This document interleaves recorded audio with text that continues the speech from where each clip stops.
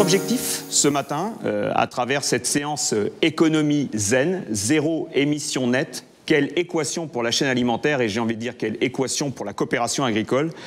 Notre objectif, c'est bien de vous proposer une approche globale de l'ensemble des problématiques et de la complexité de ce sujet qu'il faut aborder dans toute sa dimension et très en perspective.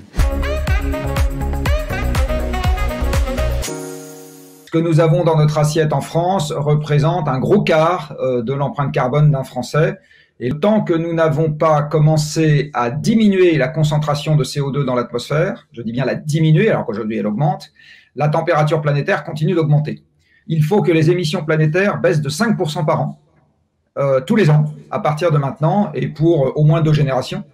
5%, c'est le pourcentage de baisse qu'on a eu en 2020 sur Terre à cause du Covid. Maintenant, comment on pourrait réorienter cela ?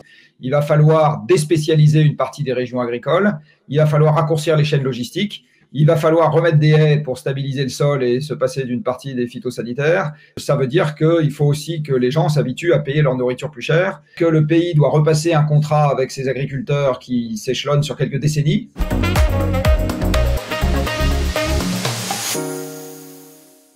Être neutre en carbone en 2050, ça veut dire en 2030 avoir défini les procédés, les sources d'énergie, la capacité par les procédés d'utiliser les sources d'énergie et le type de formulation de produits qu'on va utiliser dans les 20 années suivantes. La question de la spécialisation des bassins de production va commencer à poser problème si on veut aller vers cette économie zéro carbone. On voit l'engagement des coopératives vers la neutralité carbone qui est quelque chose d'extrêmement frappant. Sur les 10 dernières années, par exemple, on a réduit nos consommations d'énergie spécifique de 10%. Aujourd'hui, face à l'enjeu climatique, nous engageons la coopérative vers la neutralité carbone en 2050.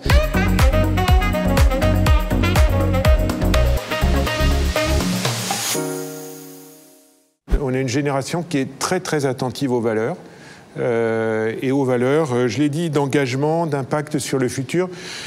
Et donc ça, il faut le prouver. Voilà. Moi, à Groupe Hightech, j'ai des élèves qui refusent de rentrer dans des entreprises en disant que les valeurs ne correspondent pas au discours. L'objectif, si vous êtes dans une économie décarbonée, vous changez vos modes de production, donc potentiellement vous allez avoir besoin de compétences et de savoir-faire qui n'existaient pas précédemment. Vous avez une expérience quand même assez novatrice pour avoir identifié et levé donc, des freins psychologiques. C'est ça. Et c'est à ça que j'allais venir, effectivement. Voilà. Et donc on arrive à un plafond de verre. Et ce plafond de verre, on met un moment à essayer de comprendre comment on va le briser. Un des leviers d'accompagnement du changement, c'est le fait que nous avons au sein de la coopérative 160 hectares qui sont gérés directement par la structure coopérative.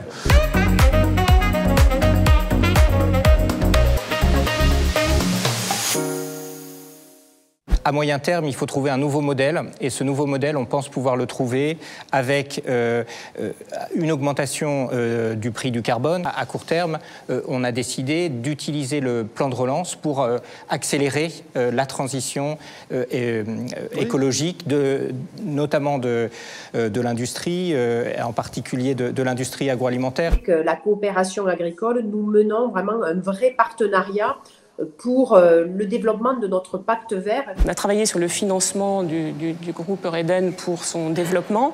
Et dans ce financement, nous avons intégré des indicateurs RSE. Et il y en a un qui est vraiment en lien avec le sujet d'aujourd'hui parce que c'est la part des énergies renouvelables dans le mix énergétique.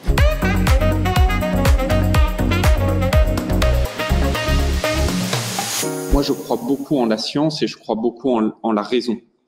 C'est peut-être mon côté ingénieur que vous évoquiez, mais je pense que dans le débat public, la raison, la science, parfois manquent. Les conditions de réussite aujourd'hui, Dominique Chargé, qu'est-ce que c'est ?